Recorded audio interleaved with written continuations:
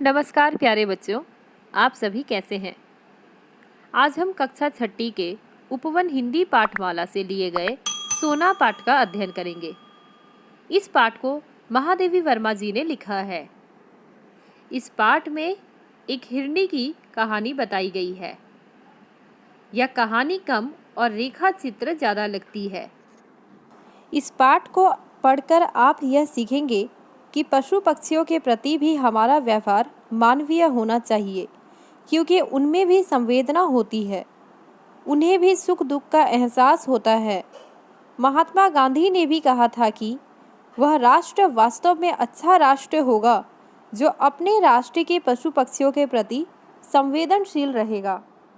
पाठ को शुरू करने से पहले लेखिका के विषय में कुछ बातें जान लेते हैं, जिससे हमें पाठ को समझने में सहायता मिलेगी। महादेवी वर्मा एक भद्र महिला होने के साथ साथ पशु पक्षियों से अगाध प्रेम करने वाली करुणामयी कांता थी। उन्होंने अपने छात्रावास में अनेक पशु पक्षी पाल रखे थे और उनके संरक्षण का पूरा ख्याल भी रखती थी। आज के ज़माने में ऐसे व्यक्तित्व की नितांत आवश्यकता है, क्योंकि आज के समय में मनुष्य हर अगले दिन पशुओं के प्रति क्रूर होता नजर आ रहा है। महादेवी वर्मा का जन्म फारुखाबाद में सन 1907 ईस्वी में हुआ था। इनके पिता श्री गोविंद प्रसाद वर्मा विद्वान और विचारक थे तथा माता भक्त हृदय और धर्मपरायण थी। पालतू जीवों पर इनका विशेष प्रेम था। इनका देहांत 11 सितंबर 1987 ईस्वी को हुआ। बच्चों, हिंदी जगत में महादेवी वर्मा एक ऐसी लेखिका के रूप में सामने आई जिन्हें पशु पक्षियों से बहुत प्रेम था। आप इनकी दूसरी कहानियाँ और संस्मरण देख सकते हैं, जहाँ पे इन्होंने विभिन्न पशु पक्षियों के ऊपर बहुत ही अच्छी और मार्मिक कहानियाँ लिखी हैं। महादेवी इस पाठ में हिरनी सोना, कुत्ता बसंत, बिल्ली गोधली आदि के माध्यम से पशु पक्षी को मानवीय संवेदना में उकेरने वाली लेखिका के रूप में उभरती हैं। मेरा परिवार में प्रकाशित उनके घर में पले और भी पशु पक्षियों के रेखा चित्र के बारे में आप पढ़ सकते हैं। लेखिका को एक दिन अपने परिचित डॉक्टर धीरेन्द्र नाथ बसु की पौत्री सुस्मिता का पत्र मिला। उसने लिखा था कि उसे गत वर्ष अपने पड़ोसी से एक हिरन का बच्चा मिला था।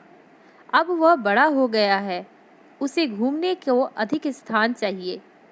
वह उसे रख पाने में असमर्थ है, परंतु ऐसे व्यक्ति को देना चाहती है जो उसके साथ अच्छा व्यवहार करे। सुस्मिता को विश्वास था कि लेखिका उसकी देखभाल उचित प्रकार से कर सकेगी। पत्र को पढ़कर लेखिका को सोना की याद आ गई। यहीं से हम हिरनी सोना की कहानी को पढ़ेंगे। आइए जानते हैं क्या कुछ लिखा है महादेवी वर्मा जी ने अपने हिरनी सोना के विषय में। सोना अचानक आई थी, परंतु वह अब तक अपनी शैशवावस्था भी पार नहीं कर सकी थी। सुनहरे रंग का रेशमी लच्चों की गांठ के समान उसका कोमल लघु शरीर था। छोटा सा मुख और बड़ी बड़ी पानीदार आंखें।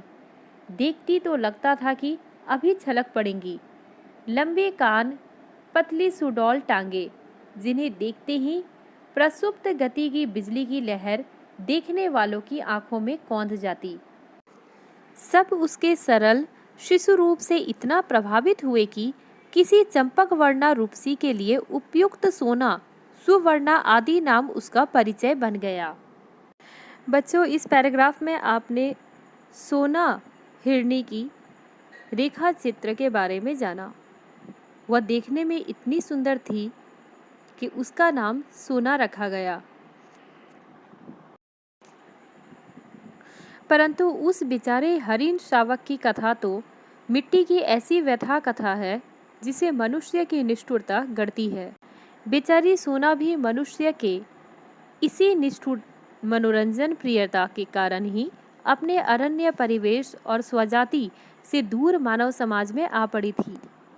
मतलब बच्चों, यहाँ पर हिरनी सोना के बारे में बताया गया है कि किस प्रकार शिकारियों के कारण वह अपने परिवेश यानी जंगल से दूर होकर मानव समाज में पहुँच गई थी। प्रशांत वनस्थली में जब अलस भाव से रोमांथन करता हुआ मृग समूह शिकारियों की आहट से चौंककर भागा, तब सोना की माँ सद्य प्रसूता होने के कारण भागने में असमर्थ रही। मतलब बच्चों, उस समय सोना की माँ गर्भवती थी और वह भागने में असमर्थ रही।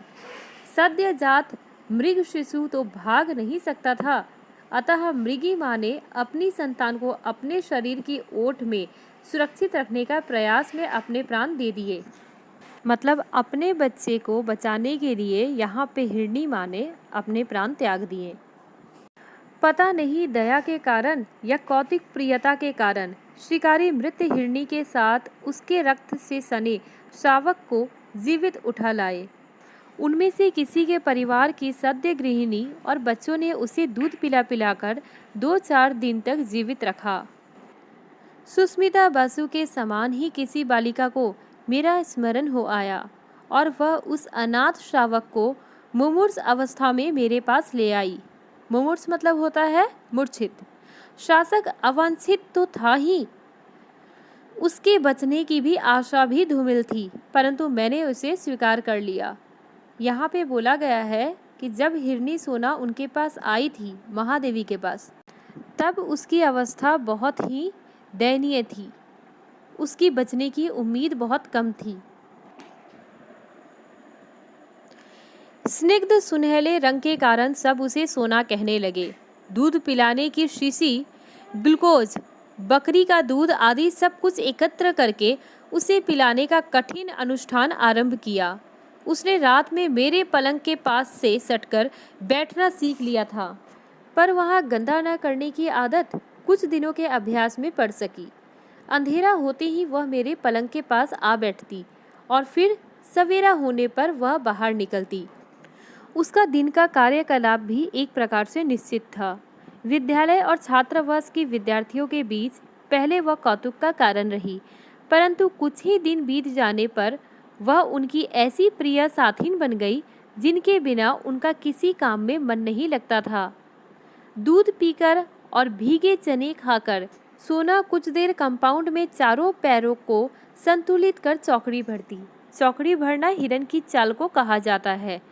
फिर वह छात्रावास पहुंचती, छात्रावास मतलब हॉस्टल, और प्रत्येक कमरे का भीतर बाहर निरीक्षण करती। निरीक्षण करना मतलब देखना, ऑब्जर्वेशन करना। सवेरे छात्रावास में चिचित्र सी क्रियाशीलता रहती थी। कोई छात्रा हाथ मुंह धोती है, कोई बालों में कंघी करती है, कोई अपनी मेज की सफाई करती है, कोई स्नान करके पीछे कपड़े सुखाने के लिए फैलाती है और कोई पूजा करती है। यहाँ पे बच्चों छात्रावास मतलब हॉस्टल में रहने वाली लड़कियों के क्रियाकलाप के बारे में बताया गया है कि वे वहाँ पे क्या क्या कार्य करती हैं। सोना के पहुँच जाने पर इस विविध कर्म संकुलता में एक नया काम और जुड़ जाता। कोई छात्रा उसके माथे पर कुमकुम का बड़ा सा टीका लगा देती, कोई पूजा के बताशे खिला देती। मेज में उसके पहुंचते ही छात्राएं ही नहीं, नौकर चाकर तक दौड़ आते और सभी उसे कुछ न कुछ खिलाने को उतावला रहते, परंतु उसे बिस्कुट को छोड़कर अन्य खाद्य पदार्थ कम पसंद थे। छात्रावास का जागरण और जलपान अध्याय समाप्त होने पर छात्रावास के सामने ही कक्षाओं के भीतर बाहर चक्कर लगाना आरंभ करती। उसे छोटे बच्चे अधिक प्रिय थे क्योंकि उनके साथ खेलने का अधिक अवकाश रहता था। वे पंक्तिबद्ध होकर सोना सोना पुकारते और वह उनके ऊपर से छलांग लगाकर एक ओर से दूसरी ओर कूदती रहती। वहाँ सर्कस जैसा खेल कभी घंटों चलता, क्योंकि खेल के घंटों में बच्चों की एक कक्षा के उपरांत दूसरी कक्षा आती रहती। यहाँ में बच्चों छात्रावास मतलब हॉस्टल में रह रहे बच्चे और नौकर चाकर सभी सोना को बहुत पसंद करते थे। सभी उसे तरह तरह के भोजन खिलाते, परंतु सोना को बिस्कुट सबसे ज़्यादा प्रिय था। मेरे प्रति स्नेह प्रदर्शन के कई प्रकार थे। मतलब लेखिका को बहुत प्रकार से सोना अपने प्रेम दिखाती थी। कैसे दिखाती थी आइए देखते हैं। बाहर खड़े होने पर वह सामने से पीछे की ओर छलांग लगाती और मेरे सिर के ऊपर से दूसरी ओर निकल जाती। प्राय देखने वालों को भय होता था कि मेरे सिर पर चोट न लग जाए, परंतु वह पैरों को इस प्रकार सिकोड़े रहती कि मेरे सिर को इतनी ऊंचाई से लांघती थी कि चोट लगने की कोई संभावना ही नहीं रहती थी। भीतर आने पर वह मेरे पैरों से अपना शरीर रगड़ने लगती। मेरे बैठे रहने पर वह साड़ी का छोर मुंह में भर लेती और कभी पीछे चुपचाप खड़े होकर चोटी ही चबा डालती। डांटने पर वह इतनी बड़ी गोल और चकित आंखों से ऐसे अनिर्वाचनीय जिज्ञासा भरकर एकटक देखने लगती कि हंसी आ जाती। एकटक देखना मतलब बिना पलक झपकाए देखना, जिज्ञासा मतलब जानने की इच्छा। यदि सोना को अपने स्नेह की अभिव्यक्ति के लिए मेरे सिर के ऊपर से कूदना आवश्यक लगेगा तो वह कूदेगी ही। मेरी किसी अन्य परिस्थिति से प्रभावित होना उसके लिए संभव नहीं था। कुत्ता स्वामी और सेवक का अंतर जानता है और स्वामी के क्रोध के प्रत्येक मुद्रा से परिचित रहता है। स्नेह से बुलाने पर वह गदगद होकर निकट आ जाता है और क्रोध करते ही संबित और दयनीय बनकर दुबक जाता है। यहाँ पर बताया गया है कि एक जो कुत्ता होता है वह मालिक की सारी मुद्राएं जानता है कि मालिक कब खुश है, कब नाराज है, सारी बातें जानता है। पर हिरन यह अंतर नहीं जानता, अतः उसका पालने वाले से डरना कठिन है। यदि उस पर क्रोध किया जाए तो वह अपनी चकित आंखों में और अधिक विस्मय भरकर पालने वाले की दृष्टि से दृष्टि मिलाकर खड़ा रहेगा, मानो पूछता हो क्या यह उचित है। वह केवल स्नेह पहचानता है जिसकी स्वीकृति बताने के लिए उसकी विशेष चेष्टाएं हैं। यहाँ पर बच्चों बताया गया है कि हिरन और कुत्ते में बहुत फर्क होता है। जैसा कि आपको मैंने बताया, कुत्ते मालिक के स्वभाव के बारे में बहुत अच्छे परिचित होते हैं, परंतु हिरन का स्वभाव ऐसा नहीं होता। मेरी बिल्ली गोधूली, कुत्ते हेमंत, बसंत और फ्लोरा सबसे पहले इस नए अतिथि को देखकर रुष्ट हुए, परंतु सोना ने थोड़े ही दिनों में सबसे साक्ष्य स्थापित कर लिया। मतलब शुरू में सारे जानवर उसको देख के नाराज हुए, बाद में सोना ने सबके साथ मित्रता कर ली। फिर तो वह घास पर लेट जाती और कुत्ते और बिल्ली उस पर उछलते कूदते रहते। कोई उसके कान खींचता, कोई पैर, और जब वे इस खेल में तन्मय हो जाते तब वह अचानक चौकड़ी भरकर भागती और वे गिरते पड़ते उसके पीछे दौड़ लगाते। इस बीच फ्लोरा ने एक अंधेरी कोठरी के एकांत कोने में 4 बच्चों को जन्म दिया और वह खेल के संगियों को भूलकर अपनी नवीन सृष्टि के संरक्षण में व्यस्त हो गई। 1-2 दिन सोना अपनी सखी को खोजती रही, फिर उसको इतने लघु जीवों से घिरा देख उसके स्वाभाविक चकित दृष्टि गंभीर विस्मय में भर गई। एक दिन देखा फ्लोरा कहीं बाहर घूमने गई है और सोना भक्तिन की कोठरी में निश्चिंत लेटी है। बेटा, यहाँ पे भक्तिन जो है वो महादेवी वर्मा के घर में काम करने वाली एक महिला का नाम है। महादेवी वर्मा के प्रत्येक कहानी या संस्मरण में आप भक्तिन के बारे में कहीं न कहीं जरूर पढ़ेंगे। पिल्ले आंखें बंद रहने के कारण ची ची करते हुए सोना के उदर में दूध खोज रहे थे। तब से सोना के नित्य के कार्यक्रम में पिल्लों के बीच में लेट जाना भी सम्मिलित हो गया। आश्चर्य की बात यह है कि फ्लोरा हेमंत, बसंत और गोधूली को भी अपने बच्चों के पास आने नहीं देती थी, परंतु सोना के संरक्षण में उन्हें छोड़कर आश्वस्त भाव से इधर उधर घूमने चली जाती थी। संभवतः वह सोना के स्नेही और अहिंसक प्रकृति से परिचित हो गई थी। पिल्लों के बड़े हो जाने पर और उनकी आंखें खुल जाने पर सोना ने उन्हें भी अपने पीछे घूमने वाली सेना में सम्मिलित कर लिया और मानो यह वृद्धि के उपलक्ष्य में आनंद उत्सव मनाने के लिए अधिक देर तक मेरे सिर के आसपास चौकड़ी भरती रही। तो बच्चों, आपने यहाँ पे देखा, ये जो फ्लोरा है वो अपने बच्चों को सोना के साथ सुरक्षित महसूस करती थी, क्योंकि सोना का जो स्वभाव है वह बहुत ही अच्छा था। वह अहिंसक थी, ना वो कभी किसी से लड़ती थी ना मारपीट करती थी। इसी वजह से वह बहुत आश्वस्त होकर अपने बच्चों को सोना के पास छोड़ जाती थी। उस वर्ष गर्मियों में मेरा बद्रीनाथ की यात्रा का कार्यक्रम बना। प्राय मैं अपने पालतू जीवों के कारण प्रवास में कम रहती हूँ। उनकी देख रेख के लिए सेवक रखने पर भी मैं उन्हें छोड़कर आश्वस्त नहीं हो पाती। भक्तिन, अनुरूप आदि तो साथ जाने वाले थे ही।